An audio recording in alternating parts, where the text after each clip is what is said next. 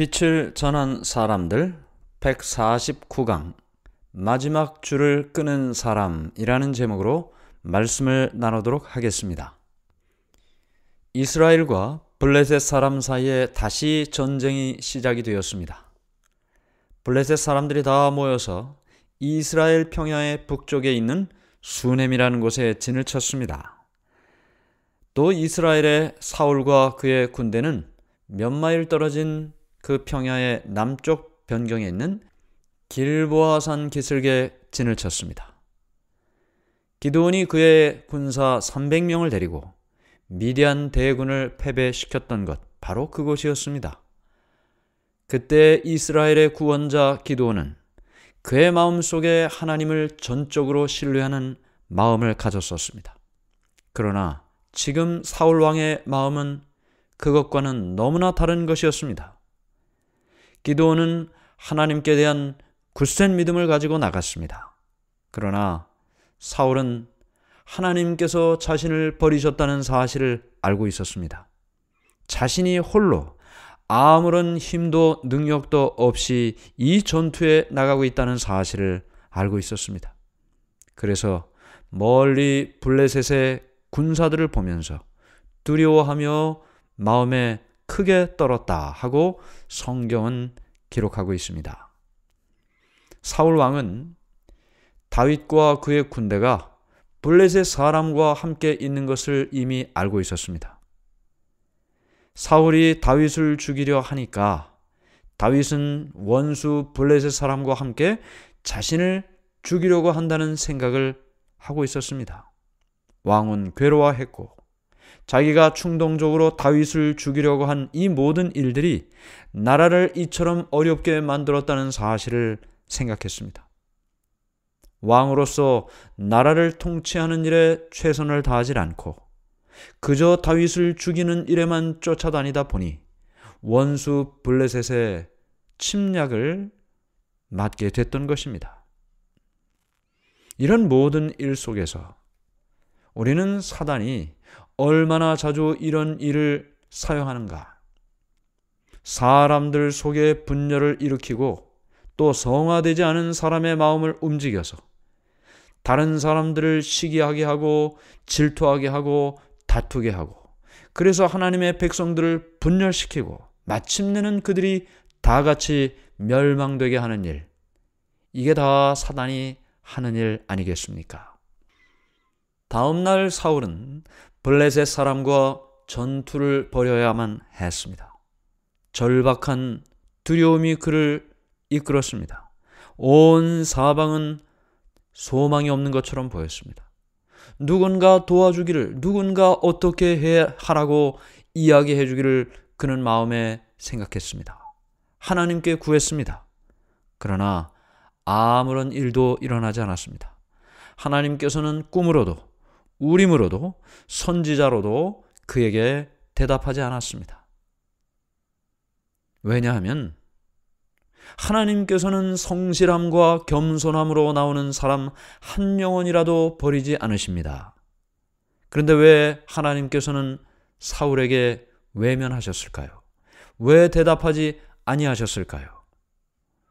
사울 왕은 이미 자신의 행위로 하나님께 나아가는 길을 다 막았습니다.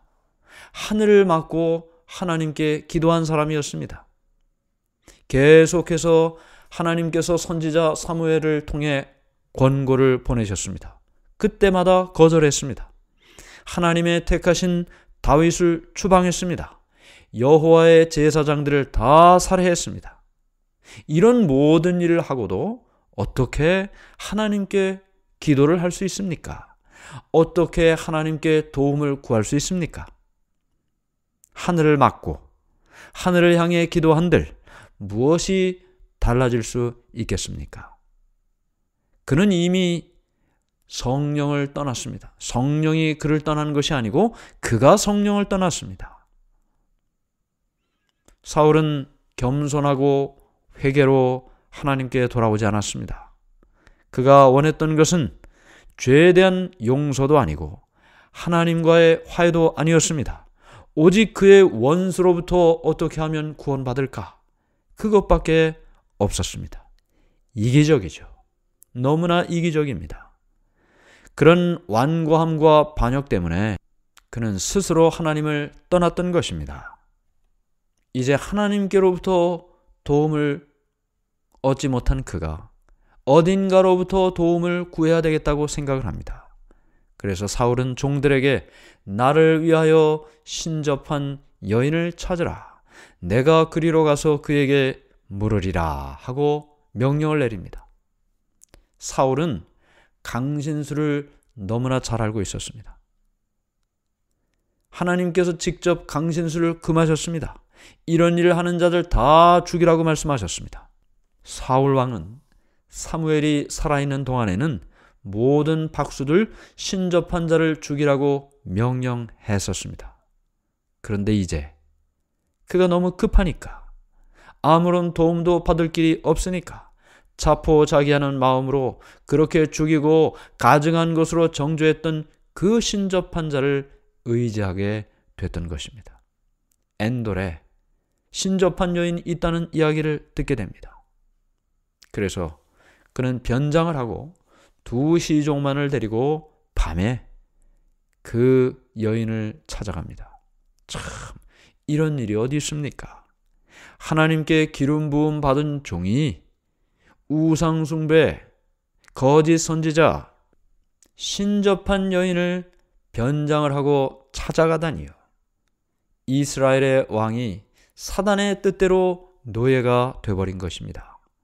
하나님의 거룩한 감화를 거절하고 자기의 마음대로, 자기의 고집대로 인생의 어두운 길을 한 걸음 한 걸음 내려가고 있었던 것입니다. 최대의 폭군인 사단의 지배에 자신을 맡긴 이 사람, 이 사울이 과연 이스라엘의 왕이 될 수 있을까요? 그는 하나님을 신뢰하고 하나님의 뜻에 순종하는 것만이 이스라엘의 왕이 될 수 있다는 사실을 잃어버리고 말았습니다. 하나님께서는 사울을 많이 참으셨습니다. 오래 참으셨습니다. 계속해서 반역했고, 계속해서 고집을 부렸고, 계속해서 거절했지만 하나님께서는 그에게 여전히 기회를 주었습니다. 하나님께서는 침묵하셨지만 여전히 그에게 회개할 기회를 주셨던 것입니다. 그런데 사울은 어떻게 했습니까? 사울은 하나님과 그를 묶었던 마지막 줄을 스스로 끊어버렸습니다. 그리고 마침내 여러 해 동안 그를 괴롭혔던, 그래서 멸망의 지경으로 그를 빠지게 했던 그 사단의 세력에 완전히 굴복하고 말았습니다. 어둠이 덮였습니다. 사울과 그 시종들은 블레셋 군대를 잘 피해 지나 산등을 넘어 이 엔돌이라는 곳에 있는 신접한 여인의 집에 도착합니다. 비록 사울이 변장을 했지만 사울은 키가 컸죠. 그 풍채, 보통 병사가 아니라고 생각합니다. 신접한 여인은 하나님께 모독적인 이교의 주문을 계속해서 외우고 있었습니다. 청하오니 나를 위하여 신접한 술법으로 내가 내게 말하는 사람을 불러 올리라. 그러자 이 여인이 이야기합니다. 내가 사울의 행한 일, 곧 그가 신접한 자와 박수를 이 땅에서 멸절시켰음을 아나니 내가 어찌하여 내 생명의 올무를 놓아 나를 죽게 하려느냐. 그러자 사울이 이야기합니다.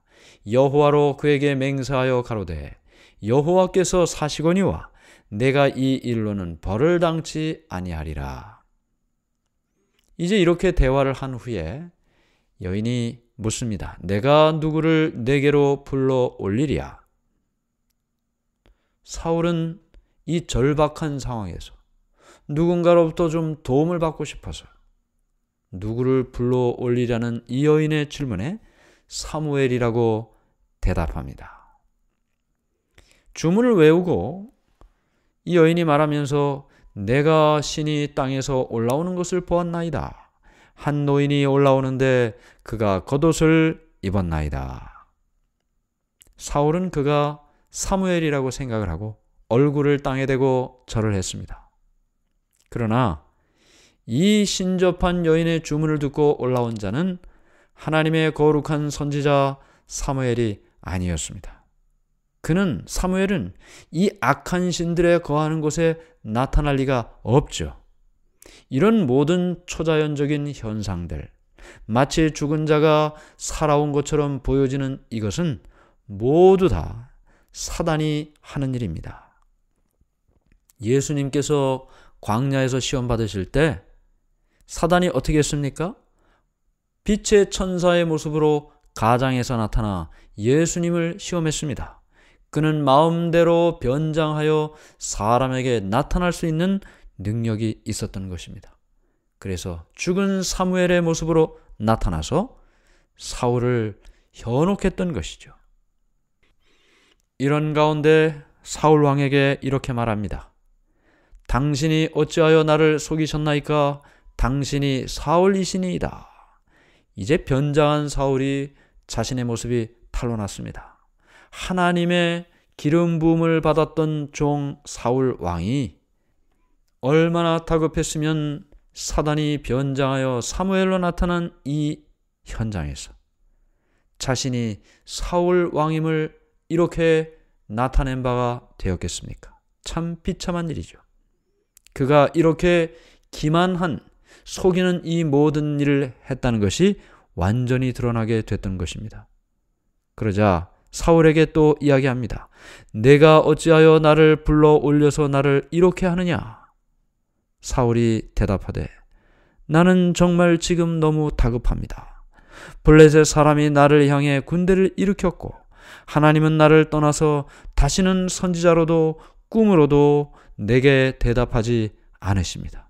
내가 어떻게 해야 할지, 무엇을 해야 할지, 그래서 당신을 보기를 원했던 것입니다. 참, 이 거짓된 일 속에서 고백하고 있는 사울의 모습을 보면서 우리는 하나님께 부름받아 기름 부음까지 받은 이스라엘의 왕이 이렇게 타락할 수가 있는가? 이런 낭떠러지까지 떨어질 수 있는가? 생각하게 됩니다. 그런데 이 모든 일은 결국은 그가 자청했다는 사실에 우리는 더 안타까운 마음을 갖게 됩니다. 아무리 그랬어도 하나님은 기다리셨습니다. 아무리 그랬어도 하나님께서는 그에게 기회를 주셨습니다. 그러나 그는 끊임없이 하나님을 배도했고 거절했고 경고를 무시했고 마침내 하나님께 열린 그 문마저 그가 스스로 닫았고 하나님과 연결된 그 마지막 끈도 스스로 그가 끊었습니다.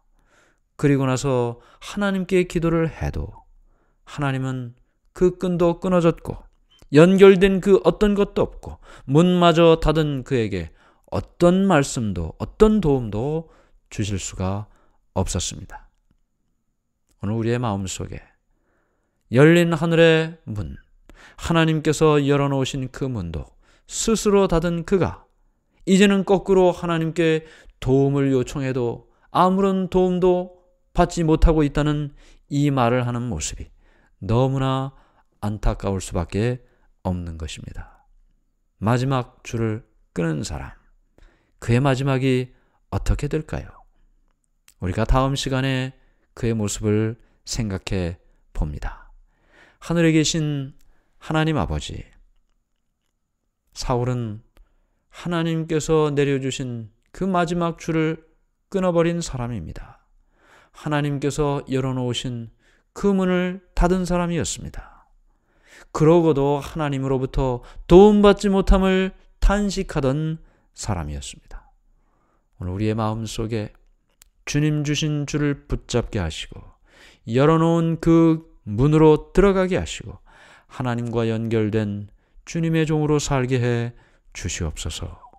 예수님의 이름으로 간절히 기도드리옵나이다. 아멘.